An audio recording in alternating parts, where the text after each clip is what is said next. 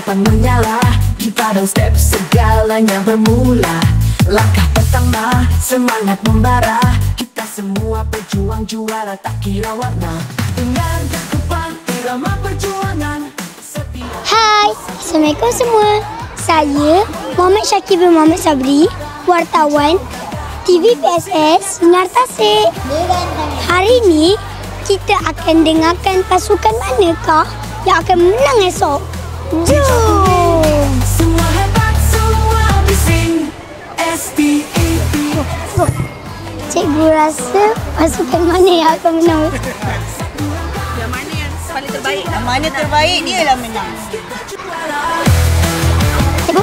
Cikgu rasa pasukan mana yang akan menang besok? Terima kasih semua. Okey. Hijau sikit. Terima kasih. Teacher rasa pasukan mana yang akan menang besok? Rumah suka mana? Teacher rumah hijau lah menang. Terima kasih. Puan rasa pasukan mana yang akan menang besok?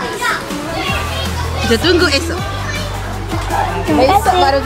Besok baru kita tahu keputusan. Terima kasih. Ustazah. Ya. Ustazah rasa pasukan mana yang akan menang besok? Pastilah biru. Biru juara nombor 1. Biru. Awak rasa? Kuning. Awak tak boleh. Semangat takkan luntur. Teacher rasa pasukan mana yang akan menang besok? Tentulah merah. Siapa lagi akan menang? Terima kasih. Merah. Merah pasti menang.